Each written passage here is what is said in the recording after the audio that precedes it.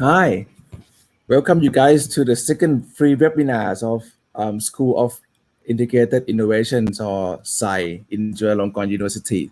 My name is Dr. Ronakon Baywood, or you can call me Dr. Ronnie in short. I'm the full-time faculty member of SCI, and I will be your moderator for today. Today we have a great honor to have one of my favorite innovator of the world. One of my favorite professor of the world. He used to be one of my PhD jury a few years back, and also um, he's one of the great innovation professor that I have ever known in my life. Um, this is Dr. Gilles Garel.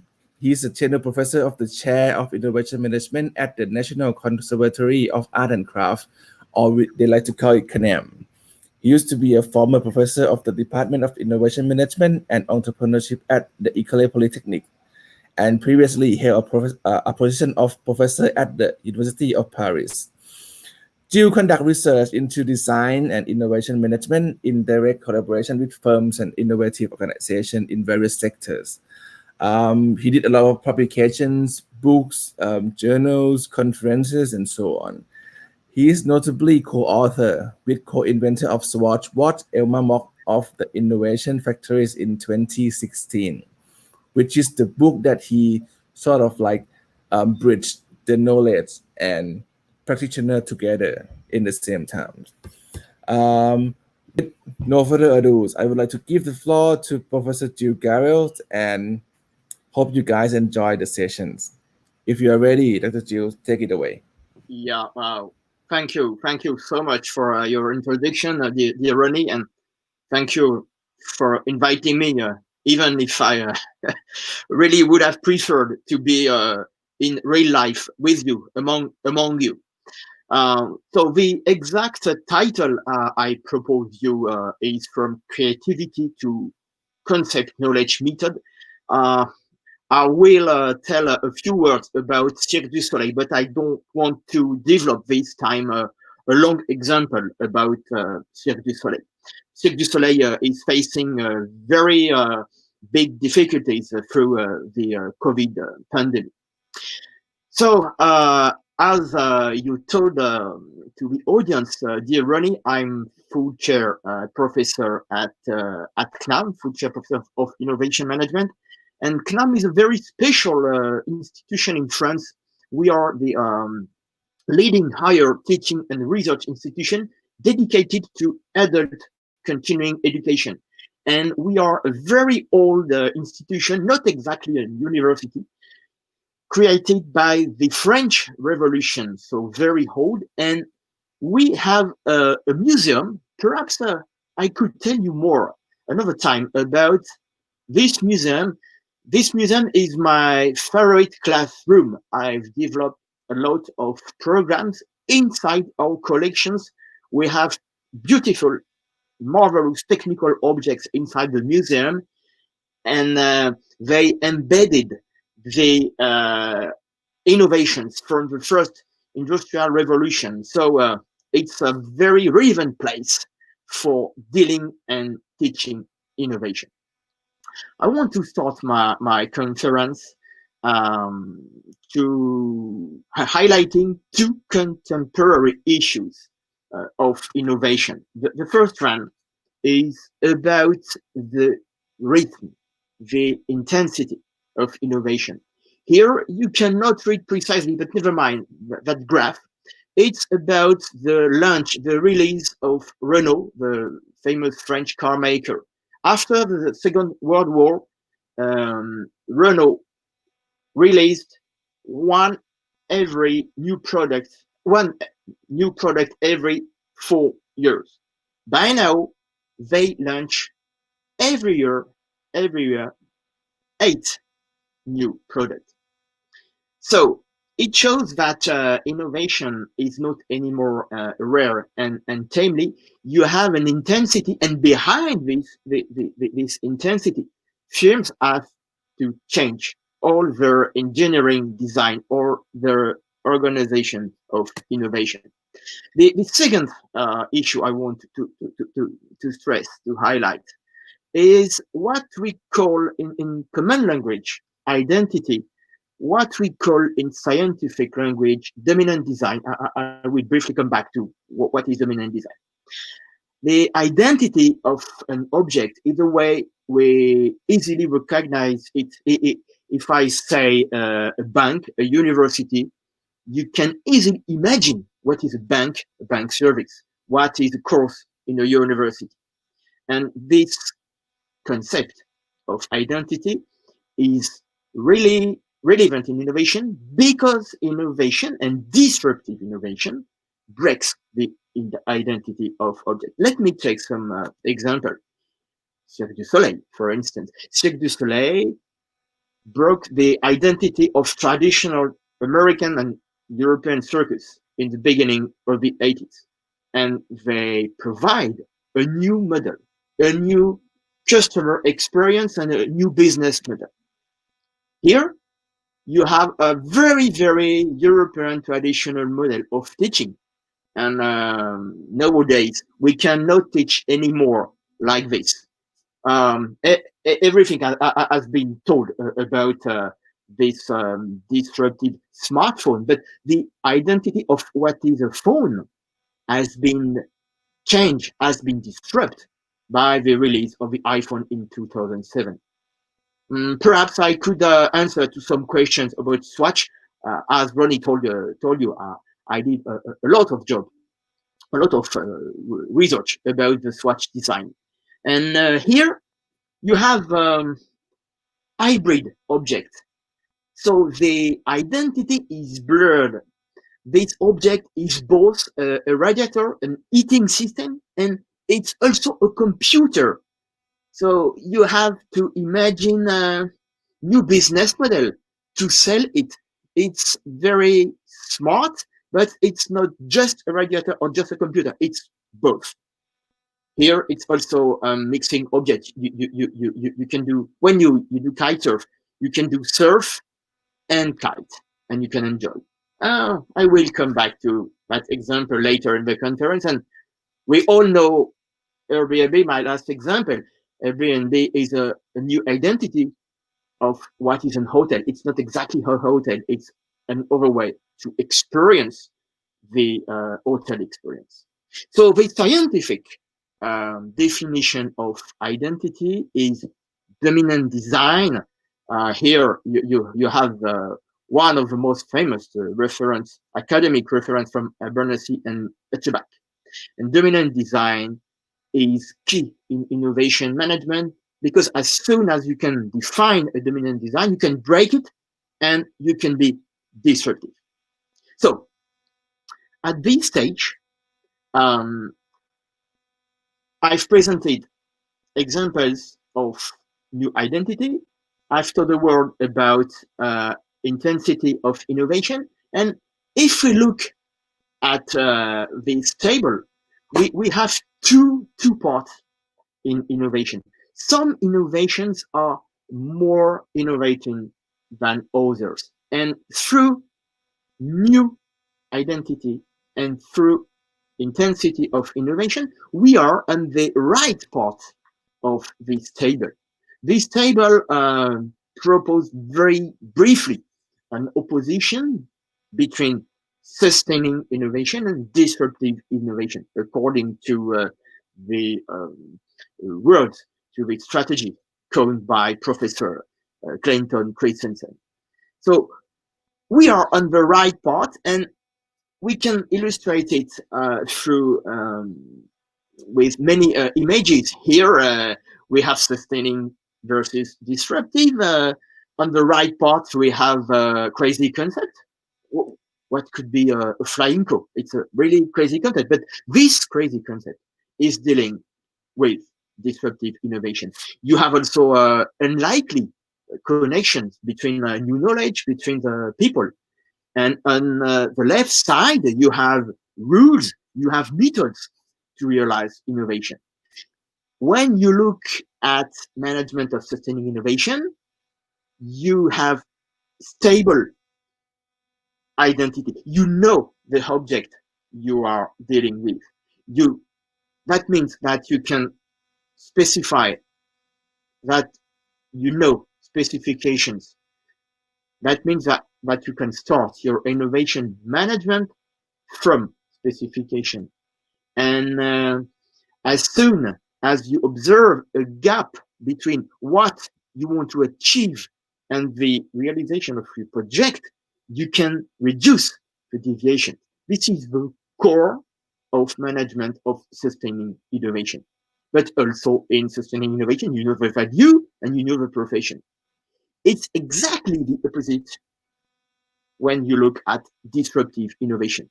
The identity is unstable, you don't have specification, so you have to manage differently. And that's why I want to show you more precisely.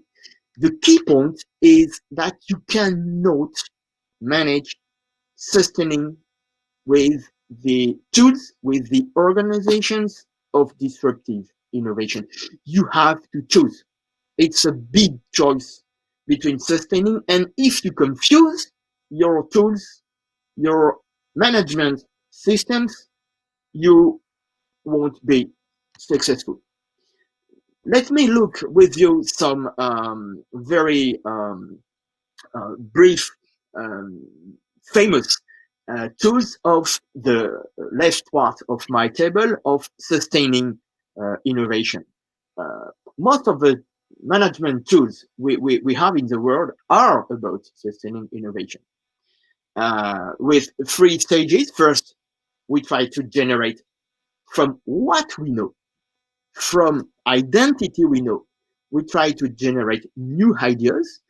Then, second stage, we use methods to select, to choose the most appropriate concepts or ideas, and then we choose among these ideas the project we can release, we can achieve. We generate, we select ideas, and we achieve projects. And most of famous tools of management of innovation illustrate these three stages. The innovation funnel is a very smart representation of this reasoning. We have, of course, in the new product development, the stage gate method. In project management, especially in computer systems, we have the V cycle. We compare what we do to what we have before former prepared. And design thinking is very in fashion nowadays. But the same ideas is shared by this method. We try to um, add some new properties, to introduce new properties in existing system. Here it's of course a caricature, but it's a caricature of sustaining innovation. Inside an identity we know, we try to renovate. So not really to innovate. We must keep a strong meaning to the word innovation. So at this stage, the core question is about the right part of my table. How can we manage the disruptive innovation? How can we manage radical innovation, innovative design? And I propose you to explore, to consider two ways. The first one is creativity, and the second one is CK, concept knowledge. This graph is, of course, a caricature. It's linear, and it's especially does not really deal with innovation. Um, Creativity. If we look at creativity methods, we have plenty of proposals around first emergence of new ideas, then methods that help you to diverge from what you already know, and third, to converge to new solutions. And each time you are looking for numerous and original ideas that fit to the customer needs. So to be creative is to be able to break the dominant design. But it's really difficult. It's not easy to be creative. It's not natural. We face too many hurdles, and the best way to understand these hurdles is to look at psychology of creativity and to look at fixation and stimulation effect. The stimulation effect is the opposite of fixation. Fixation is when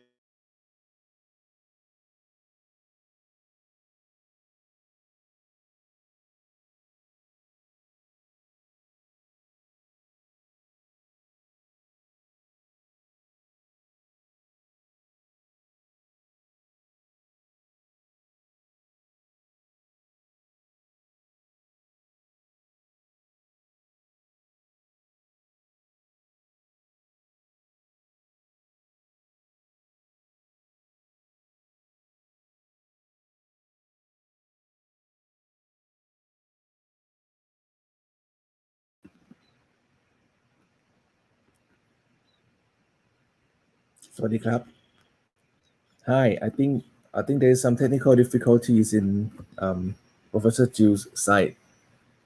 I think maybe something wrong with his network. Just to inform you that Professor Ju is in Paris now, and it's 11:24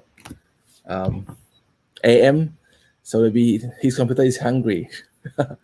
uh, we are reaching out to Professor Jules again, and hopefully he can get back and continue presentation to you guys. Um, just a quick information, right? If you can see on the left hand side of the screen, you will see a question and answer tab line. If you have any questions, please do click on those tabs and type in all the questions.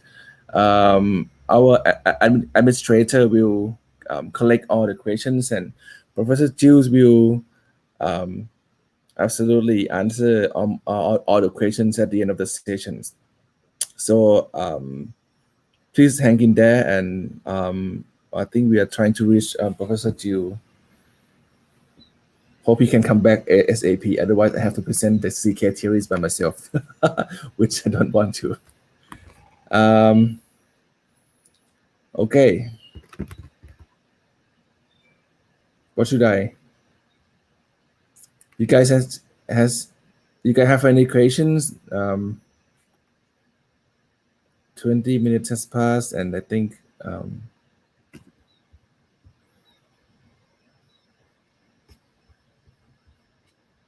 okay. Let me check with the Jill. Hopefully he's here. 1 second.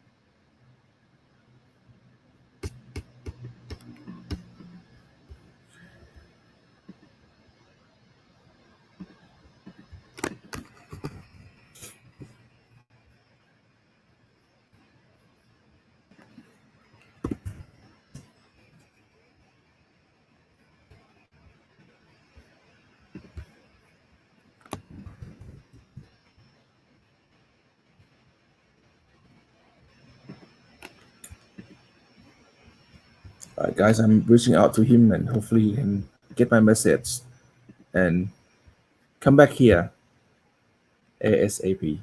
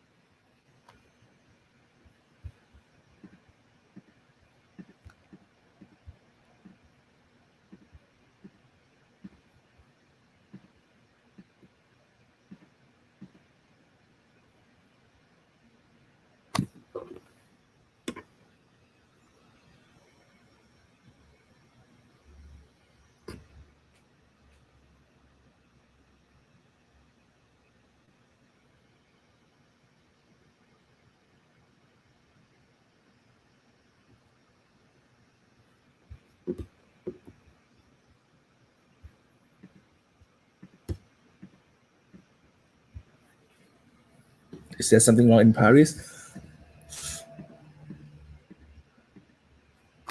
Let me check.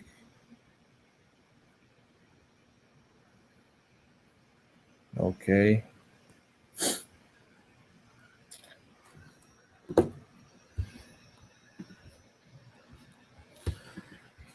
Okay, just to keep the times, all right. Tomorrow we have another session, free webinar.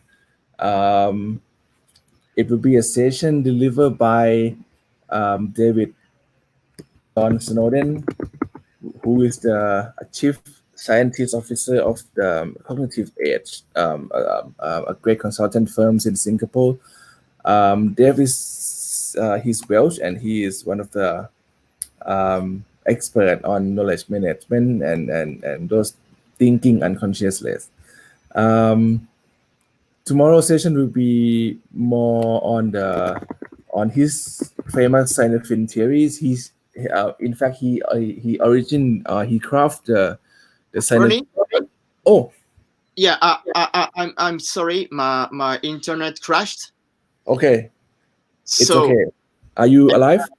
I don't know when exactly. So It's all right. I'm sorry. I'm now reconnected, and I hope it could work. And when should I have to restart? Where Uh, exactly? I think maybe like you're reaching out of the. I think I'm not sure the slides. Can you share the slides so I can tell you which slides? At creativity. Yeah, that's right. Exactly. Okay.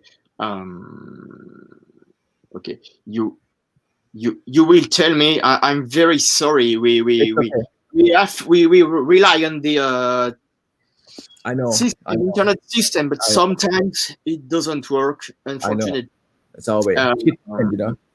I come back to the share screen. Yeah, Okay, bad things like happen sometimes. yeah, but it happens just this morning. Okay, it's okay. Okay, so if I restart here, where You can go to number 20. You did 20 already. Yep, you're on the 2023. okay, Which one? I restart to 23. Okay, Okay. okay, I'm very sorry with that, but It's okay. it's It's okay. It's okay. You owe me a bottle of wine. okay. So I switch to full screen. Yes, please.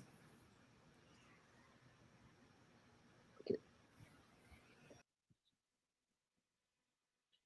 okay.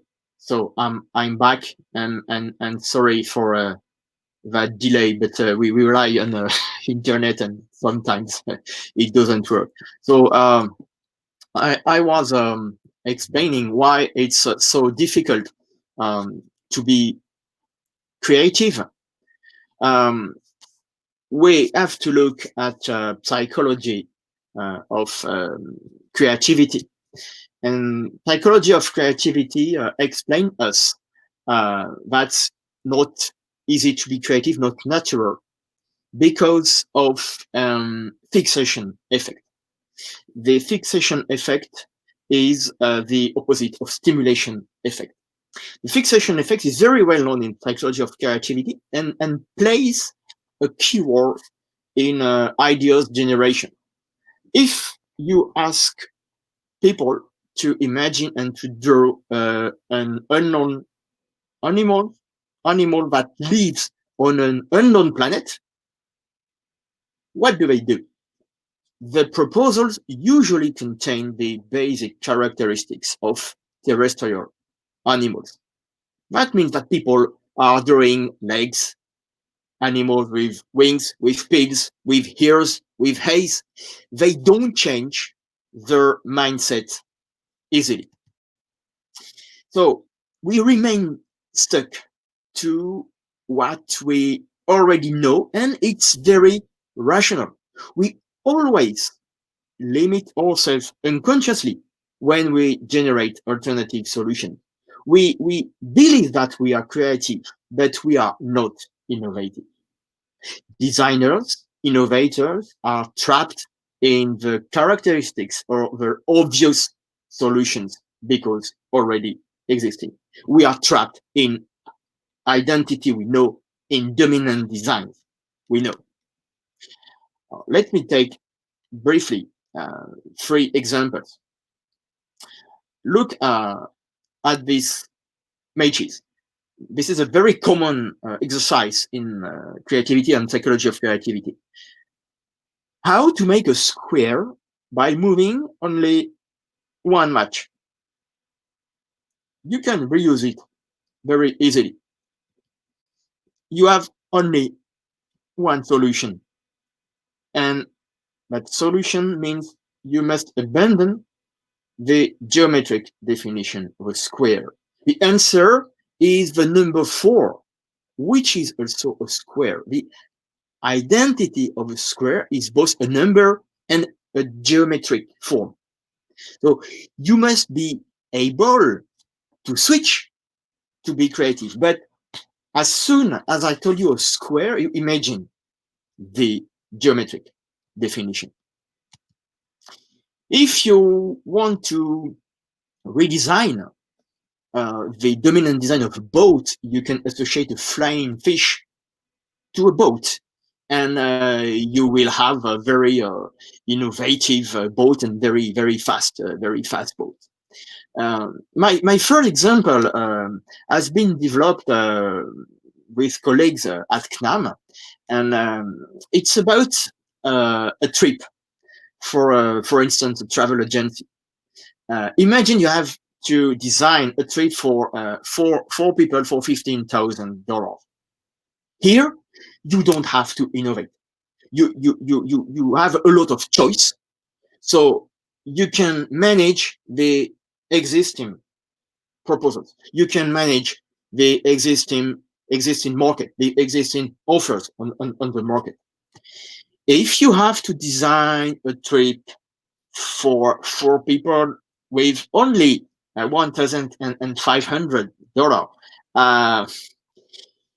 you have to not to change your mindset. You have to, for instance, to go less far away. You have to imagine and to develop a low-cost strategy. Here you have a line. This line is a border. If you have to design, to imagine a trip for 4 people with only $150, the first reaction could be, it's impossible, but it's exactly what I want to show you. It's impossible if you are not an innovator, if you are not creative. You have to design new properties. You have to change your mindset to stimulate your creativity. You must abandon the usual definition of a trip and imagine something else. For example, an internal journey, an inner travel, an inner journey. So above this border, you have nothing to design, and below this border, you have to redesign, you have to innovate. So to be creative is to be able to go against the dominant design, to be against the fixation effect, and to propose new dominant design. So now I switch to the last part of my presentation. Thanks to Cirque du Soleil, but again, I don't want to go further through that example. And I just want to use the example of Cirque du Soleil to introduce the CK theory and the CK method. Look at these 2 images. You have on your left the headquarter, the engineering design of Cirque du Soleil, the leader, the worldwide leader of entertainment in Montreal, North Montreal, Canada. And on the right side, you have a picture of a show. The name of the show is OVO. So what could be the how could I say the less innovative relation between these 2 images? So the what could be the fixation effect applied to these images? Um, we could say that we have the upstream stage of the show. With the left side, we have to prepare the show, and with the right side, we are in the downstream stage, and we deliver the show. We design the show, we attend to the show. So this is very common process in management and in innovation between upstream and downstream. But I want to introduce a more innovative approach. What I suggest is to reverse, to invert the relation, and then to coin two notion of knowledge and the notion of concept. That means to be creative, to be able to manage the disruptive innovation, I must both coin new concepts and manage new knowledge. I need both concept and knowledge. Concept or knowledge are the probably the most common sources of innovation if we look at the long-term history. Of course, to be innovative, you need to be able to generate new concepts or new idea. I will define more precisely in one moment. And you need to manage new knowledge. What is CK? What is this strange relation between concept and knowledge? CK has been coined by my colleague of École des Mines, Armand Actuel, Pascal Lemasson, and Benoît Veil, a long time ago, about 15 years ago. And at the beginning, it was only a theoretical approach of design. Here you can find many smart references. Their goal was to provide a common definition of design. We know all human societies design, but before this research, we did not have a common approach of design and innovative design. We did not have unified representation of design. The core added value of their approach is the opposition between design thinking and decision making. Uh, just one word.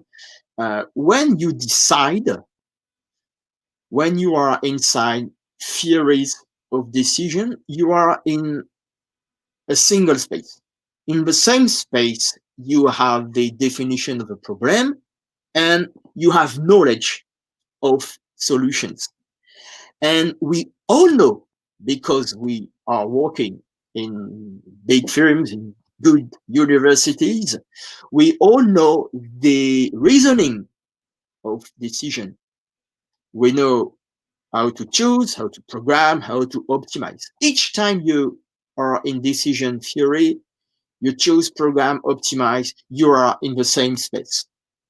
When you design, and that's why CK is so strong on a theoretical way, you are reasoning between two really different spaces, between concept spaces and knowledge spaces. So we need more definition. The concept space is about undecidable proposition, about crazy ideas. A concept is a new proposal that has no logical status.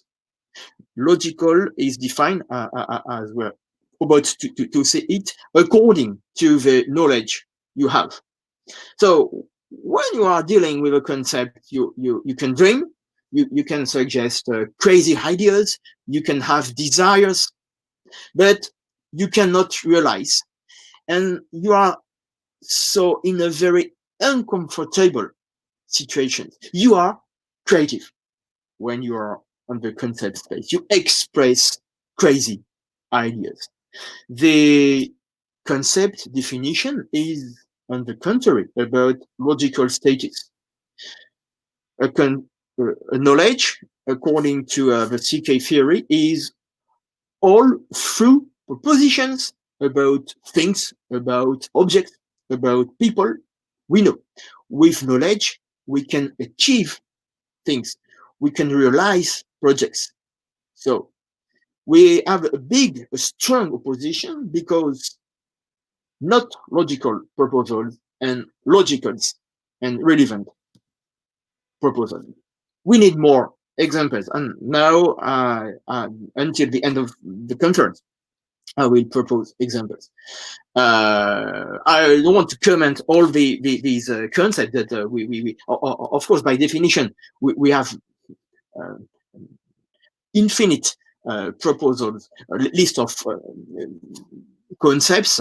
If you just look at the first one, I'm not sure it's a relevant example for Bangkok. You don't ski a lot in Thailand, but a green ski open a big space. It's not only, of course, about the green color.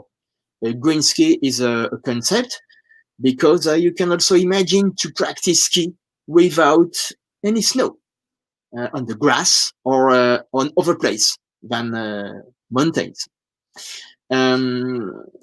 If I look at this image, I coin the concept of walking on the walls. Very, very famous examples of Cirque du Soleil. So, how does it work? In 2 words, CK is working as soon as you can add new knowledge to the knowledge you have. And the more knowledge you have, the more concept you can provide. So it's a question of balance. It's a question of relations between these two spaces. You move both in each space, concept space and knowledge space, but also between the two spaces. It will take a long time to explain you the method behind. I would be delighted to do that later. We have operators, we have tools to be able to align and to use the design square. And if you look just at the concept space, where you can refine all the creativity method, you know. But it's not only a question of creativity, it's also a question of moving between these two spaces. So it's a question of balance between concept and knowledge. And other examples from my favorite museum in the world, the Museum of Art and Craft. Here you have the two most famous planes of the history. They share the same concept. They don't use the same body of knowledge. The concept is flying with something to design, easier than the air. We are here at the really end of the 19th century. And the left, it's a French plane. The body of knowledge is about the imitation of a bat, what we call today, nowadays, biomimetism. On the right, you have the plane of Wright brothers, and Wright brothers use knowledge from university, knowledge on lift, on aerodynamics, and they were able, because this knowledge was new and relevant for the concept, they were able to design what will become a plane. Okay, so let me end my presentation with two more detailed examples of CK, if I can. The first one is very, very famous, and I've been coined by École des Mines in his class as soon as they proposed to teach the CK theory and the CK method. You can find also more pedagogical presentation in this reference. So the idea is to design a new chair, an unknown chair, very light, and with a very, very low price. And we can imagine a dialogue, a speech between Charles, the crazy guy, the concept guy, the creative guy, and Carl, the expert, the square, the knowledge guy. Um, what could be this share? What could this compact share be? I want something that does not exist. Easy to store, with a certain level of comfort, light, small, but something that does not exist. Okay, this is the key point. And when I express this concept, I have a gap. I have what my colleagues call a disjunction, a gap between the concept and the knowledge we have. We don't have such a chair when we look at existing chairs. So to go further, to start the reasoning, and to not, if I don't want to remain stuck with the existing knowledge, I must first use what I know and perhaps use a new body of knowledge. First, and this example will stay at this level. First, I'm going to use the existing knowledge. I can learn on the concept side from existing knowledge a lot of things. I have body of knowledge about prices, about sizes, about equilibrium of a chair. And if I focus on this body of knowledge, equilibrium, I can do two things. The first one is not innovative. I can switch from knowledge to concept just to explain how I balance the body on a chair. I can use one leg, chairs with only one leg, with three legs, with four legs. Okay, this stage is really not creative. I just use the knowledge I already have and I applied it to the concept. But because my friend Charles is very creative, he proposed to go beyond this definition, to break the identity of existing chair. And it suggested to consider what could be a compact chair with no leg, with zero leg. And this partitions, with this division, these proposals, it's very, very, very innovative. And then I remain in the knowledge space, and I can imagine it's just imagination on the concept space. A chair with zero leg, balanced by the user, balanced with the object we are trying to design by a mixed. And if I want to propose something through, something real, I must then switch from concept side to knowledge side and to prototype my ideas. And one of the proposals we can provide is what Vitra, the famous Italian designers, already did, which I proposed this rope, this single, and this chairless is a conjunction. That means that we have now a new concept, different, more precise than the first, than the zero concept we start from. And this new concept is in conjunction, fits with the knowledge we have. We have a new chair. Last example, I've developed for my students at CNAM. I want to design a non-transportable luggage that requires a limited effort. So I want something different.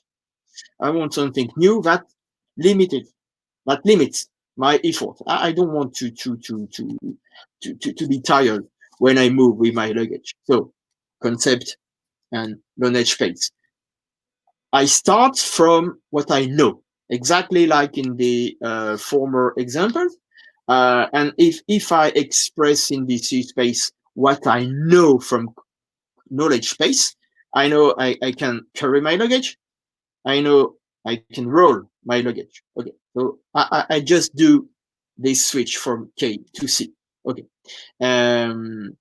If I more precise on the concept space at the level of carrying luggage, I know from K that I can use hands, I can use head, and I can use a backpack to transport my luggage. So at this stage, I'm not very innovative. I just write in the C space what I know from the concept space. The same for rolling luggage. And I can use two, three, four wheels. I can use, of course, one wheel. One wheel is probably more innovative. We don't see very often luggages with one wheel. Um, I've realized that prototype, but as you can see, it's not very smart and not very practical, not very efficient. So I give up the idea because I've prototyped it, I've tested on the knowledge space, and I'm not convinced with my proposal. It could be more convenient for explorators, for traders, for instance, but these systems are already existing, so it's not so innovative. So here, I've written in blue new proposals. The more in blue, you can see the more innovative concept. Until here, it could be smart, but it's not really innovative at all. So what could be a luggage with a number of wheels? We don't know, but without any man involvement. And this concept is really fitting with the first concept. But if I want to go on, I must go back to the concept space and coin new space, new new body of knowledge. For instance, knowledge about remote control, um, about remote control, and then I come back to concept space and I can propose new concept. I can sail. I can connect my smartphone to my luggage.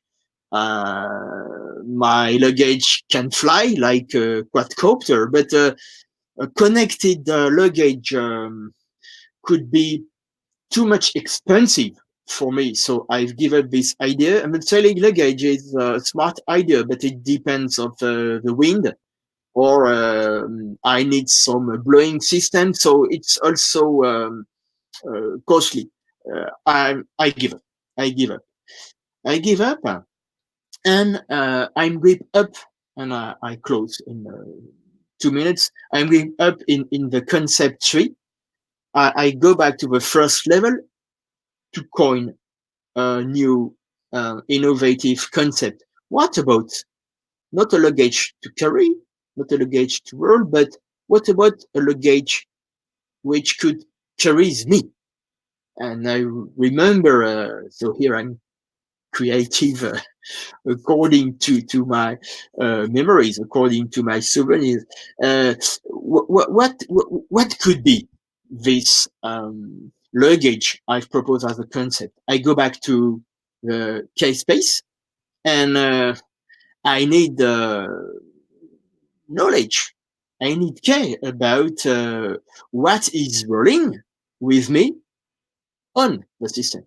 It could be about scooters, about skateboards, about all we call urban snowboards, and we have plenty of films which are working all over the world on urban snowboards. So you see that if you are a film dedicated in luggage, in suitcase, that it's very innovative to work with films which are dedicated on urban snowboards.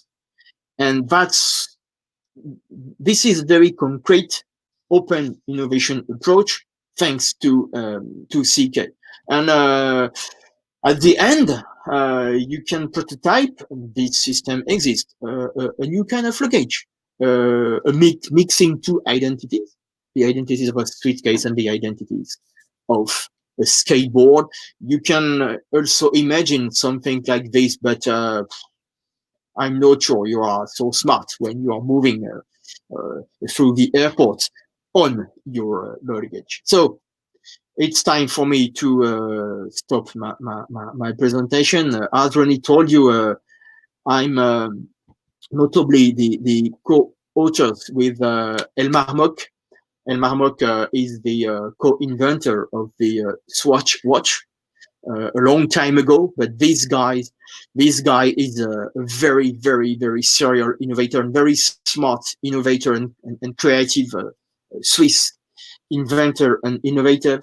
And we have translated Innovation Factory in English and in German. So I hope through CK we can show that if it always seems impossible, uh, we can try to do, and as soon as we have a prototype, we can fit between concept and knowledge. We have already this tension between sustaining and innovative and disruptive, innovation. CK is really convenient and relevant for the right part for disruptive innovation. Thank you. Thank you for your attention. And I close the share screen because I don't see me and I don't like this kind of, it's not comfortable for me to speak alone. Thank you so All much. right, I see you now. Okay, I stop the share screen. Okay, that's great. Thank you, Jill, for your presentation. It's super strong, and I think you could inspire a lot of designer around as an audience to use CK theory. I don't know. It's always tough for me first to speak in English and especially to Oh, do it okay. from my office Oh, behind. it's great. It's great. All good. All good. Okay, And yeah, it's a good deal to start with that. sure. I think you have already inspired a lot of designers or problem solver or decision makers to somehow consider to take CK theories into the discovery of unknown, right? If I can say that. I mean, it's great that you can sort of like demonstrate the movement between known to unknown to unknown, right? It's Exactly. great. It's all good. Yeah, Um, it's the core of the theoretical approach of yep. CK. And that's why I've provided the concept of unknown in the title. Mm-mm. Because when you use CK, you must you must find at the beginning a concept that is known Right. according to the knowledge you already have. Mm. If you don't do that, you won't be enough creative. You will remain stuck in the dominant design, in the known identity of Right. object. But if Right. you want to disrupt, you must propose something we call a concept that is unknown. That means that we don't have the knowledge to realize it, to propose solutions for it at the beginning. You have a gap between the unknown concept and the knowledge you have. Right. And that's also why it's so uncomfortable, especially for European people to Sure. to start a reasoning to start to manage from unknown, Right. and for Right. managers. Okay. Um, just to build around the things you just recently told me just now. So basically, CK theory is more like a subset of design thinking, right? So if you look at design thinking at 5 stages, CK theory will be aligned in something between define and ideate stuff, right? Before Yeah, we doing prototype. Is that correct? yeah. Um, um, uh, Perhaps I've got a confusion around design thinking. We Oh, must distinguish the method of design right. thinking uh, uh, uh, as we know it, the very famous method from United States. From Mm, I don't remember the firm. What is the name? ideal. Idea. Ideal. Okay, okay. So we all know design thinking. Mm, To me, this approach is very interesting when you want to renovate, when you want to remain in the left part of my table, when oh, you want to develop sustaining innovation. Because design thinking help you to precisely look at pain points, look at the existing environment, and to find new right. solutions to improve it. And it's also a very good approach because you are working with people through empathy. Yes. So, but design thinking is not really innovative according of the definition of disruptive innovation. Ah, The second uh, use of design thinking uh, is the translation of the French conception innovante. Uh, it could be better to talk about disruptive right. innovation. It is for the right part of my table, So the and knowledge. because we manage the unknown, we Mm, cannot use the IDEO method. We must look at CK or other approaches. mm, But on my slide, I've proposed from um, a cold demin approach an opposition between design thinking and decision thinking.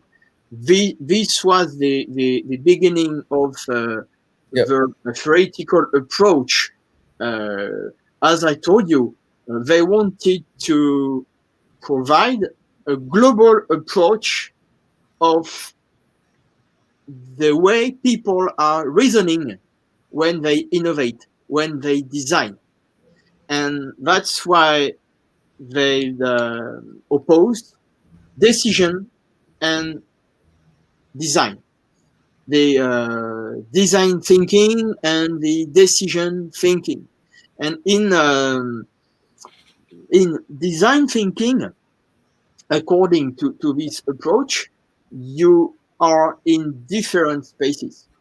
Mm, Okay, in decision, you are in the same space, and it's really important in a theoretical point of view because as it could be very tough to be in the same space. mm, One of the most famous example studied in the 50s and in the 60s around Herbert Simon in decision theory is chess. When you play chess, mm, it's so tough and so difficult to be a good player. You are in a defined space. You don't. It's exactly the how could I say? You don't have to redefine to redesign what could right. be a new play. You when you play chess, you design. You decide. You play. You learn. You Mm, learn the algorithm. You learn the best way to play in sure. a known system. You don't try to change the system.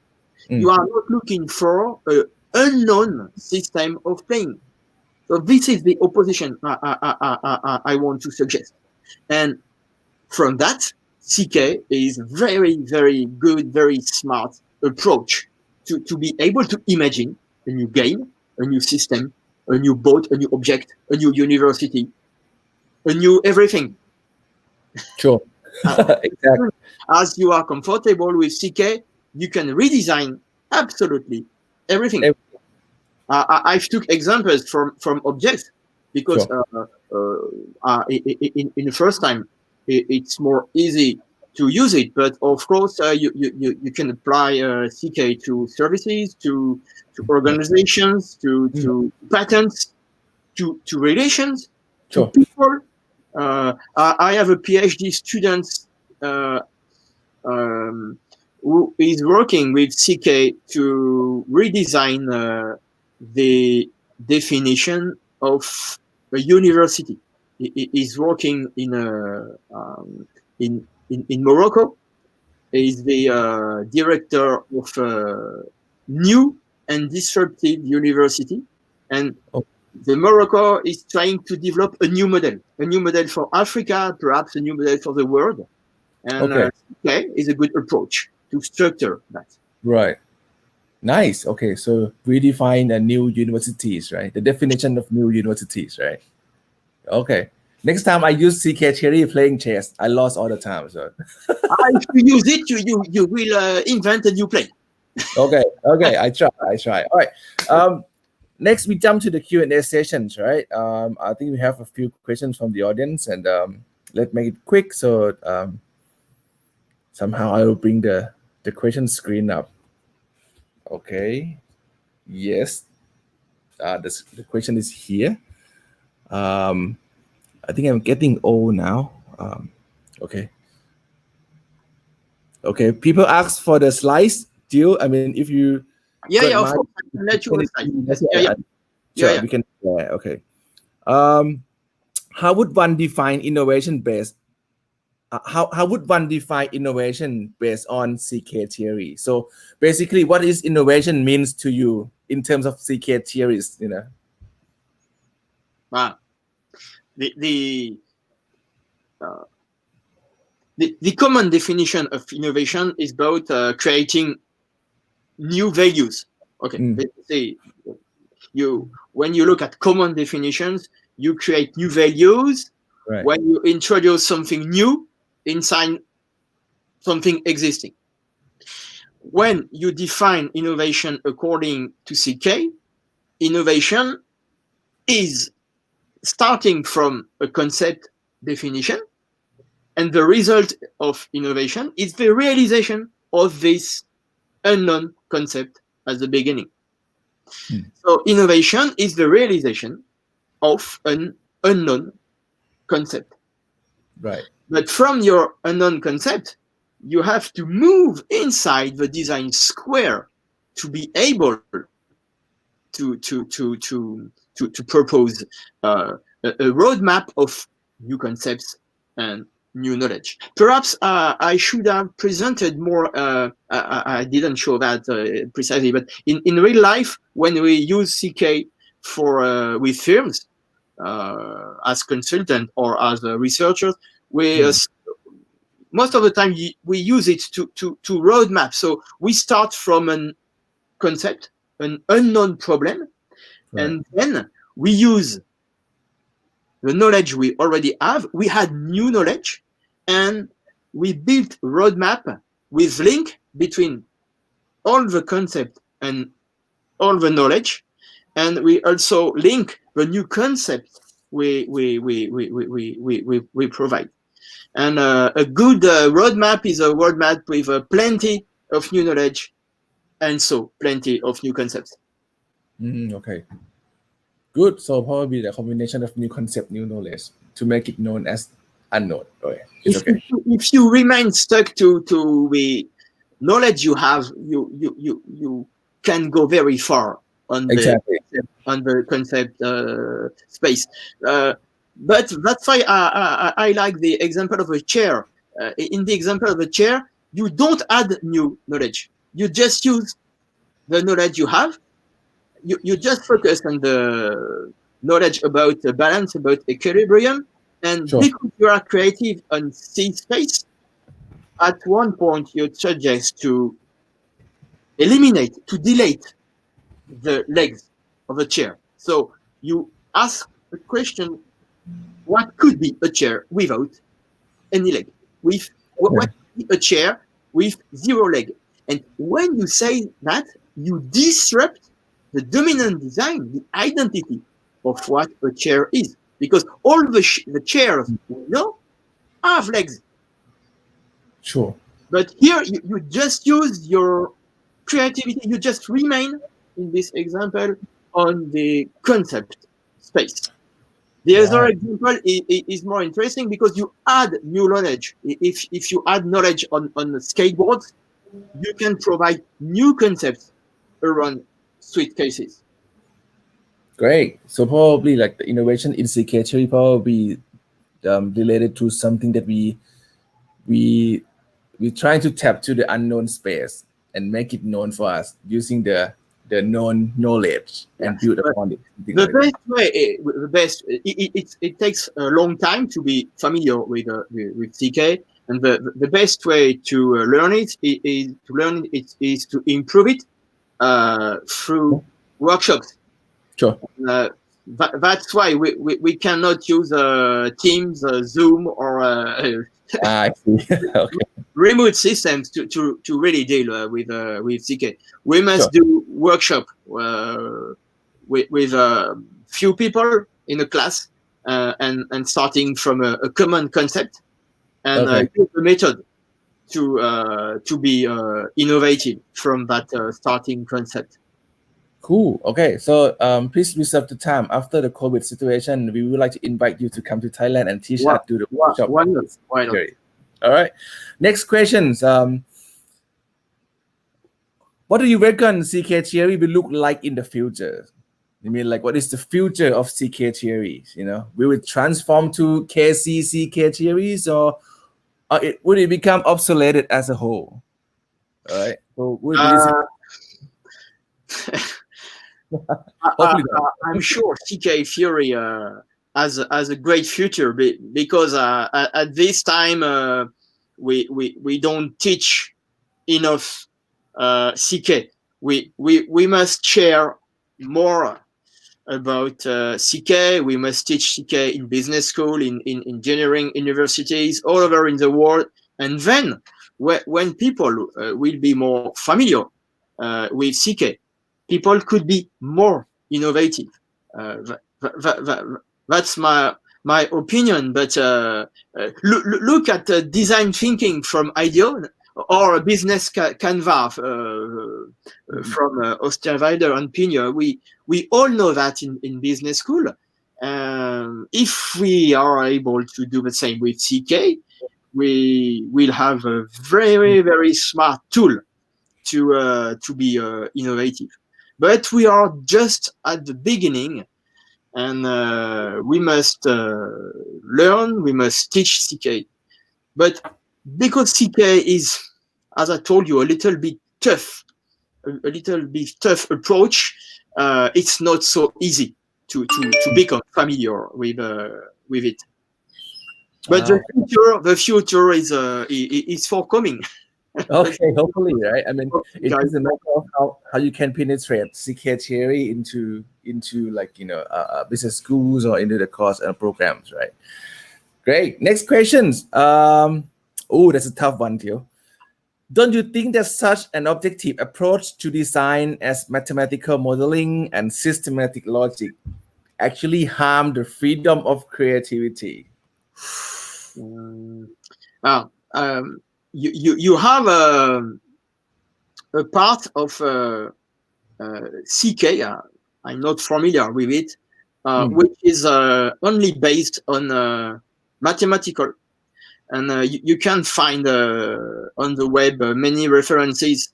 It deals with the work of Paul Cohen.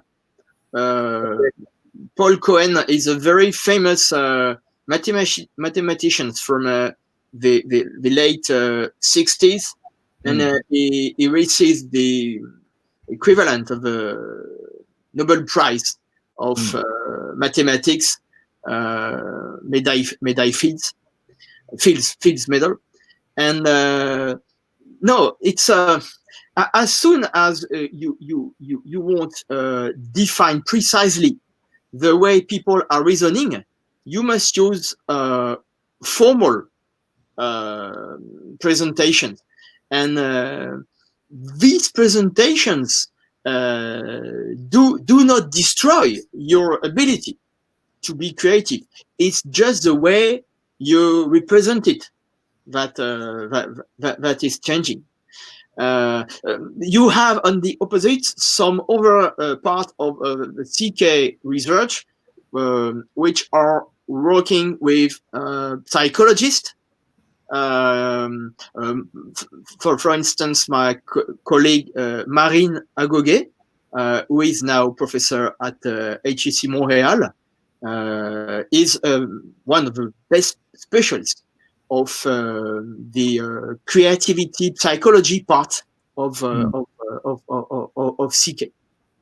Okay, so we don't harm the freedom of creativity. We just try to be more precise, to trace and retrace the way people are using their creativity.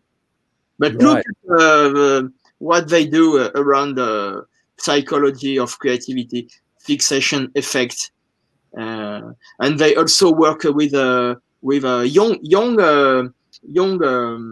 pupil, young kids in early schools. They use CK and creativity methods in schools in North America. It's very interesting. I see. Good point. I think it's more about like switching from abstract stage to solid stage. Something that you don't have things in your mind, then you're trying to justify or verify it into the solid stage. Exactly. You're right. I mean, you're right. Yeah, absolutely. Yeah. Good. Next questions, right? The last one. Last one. Yes, last one. Very important question. What is, say, like a key principle of CK theory? Say if you need to advise or recommend to young adult or student, what is the key principle of CK theories? Yeah.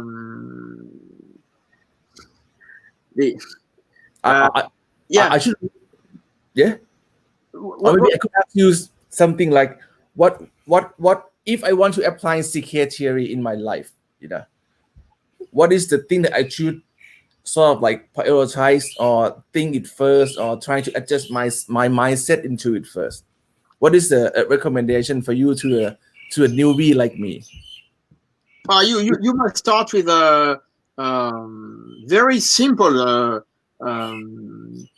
problems from daily life.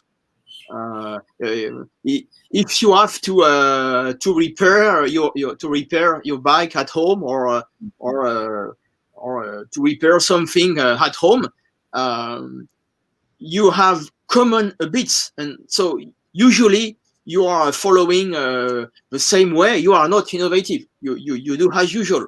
And if you apply CK to this problem, you can imagine solutions. You are beginning to become more creative and innovative. But another way to answer to this question is to keep in mind that when you are familiar with CK, you can connect it with the methods you already know. For instance, AZIT method from engineering, or all the creativity methods. One of the one of the questions of CK is how to generate the first concept. And to be able to generate a relevant concept is very tough, and you can use traditional method of creativity. And also, when you want to move in the tree of the CK space, you can use methodology of creativity. We at CNAM we propose workshop where we mix design thinking at the end of the process and CK approach. Oh, okay. Nice. So it's a very broad and very integrative approach, and that's why for me it's so strong. You cannot replace everything you already know about innovation and creativity by CK, not at all.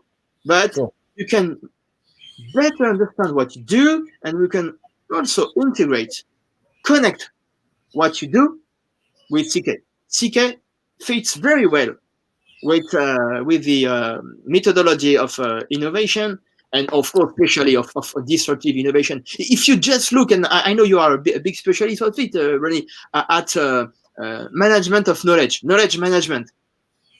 All the way you can manage the knowledge is interesting for CK because Sure. you can access to new knowledge, and then when you have new knowledge, you can use it through the method to be an Right. innovator. Okay. So just to recap what you just mentioned just now, it's you can look around yourself and trying to apply CK theory into something nearby you, something surround you, everyday life, your routine works or anything that super familiar with you and just plot CK on the top of it, like, as a spice. Okay. There are a couple of more questions, but I will ask you personally, and I probably answer those questions later on during the Facebook of our school, if it's okay, because I think it's time for Jill to go now. Yeah, Thank it's time for lunch, and then next meeting ah, just after. okay, so thank you so much, Jill, for your meeting, your presentations, your knowledge today. Thank It's you. good to Thank catch up with you you. also, and yep, and hopefully we can do like something like this more often. And yes, of course, if the COVID situation is getting better, I would like to invite you to Chulalongkorn University, see our schools, and probably run a good few workshops with CK theories. All right, Okay, it will be a all pleasure. right, all right. Thank you so much, you. And bon appetit. Thank you to all, and see you in All the right, real life. okay. Thank you, That's good. Jill. All right. That's good. Bye bye. For guys who still listening, we still have another next webinar tomorrow. I Send think me it's not if I yet. can attend. Okay. Certainly, it will be 5 p.m. Thai time to 6 p.m. I think it's for the French Paris time probably at noon to 1 p.m. Okay. tomorrow, right? It's So okay. the Thank you. the tomorrow Thank you. webinar will be on decision making through chaos and complexity situation delivered by Yeah, David yeah, John. yeah, yeah. You've sent me I the did. link. I did. I, All right. yeah. Okay. All right. Thank you. So And bye. thank you, Bye, guys. Joel. Bye bye. See you. Thank you again. Bye. Bye bye. All right. So guys, I mean, more of the webinar, right? Tomorrow we have another session on decisions under conditions of chaos and complexity by David John Snowden, who is founder and chief scientist officer of Cognitive Edge. You will see me again for sure as a moderator. The session starts at 5 p.m. GMT +7 or Thai time. All right, it's free. It's you can register through the zip event, or you can just simply scan the QR code on your laptops, and hopefully we will see you guys tomorrow as well. All right, so School of Educated Innovation will publish a free webinar regularly from now on, so make sure you stay tuned, and I will see you again soon. All right, have a good evening. Bye guys. Bye bye.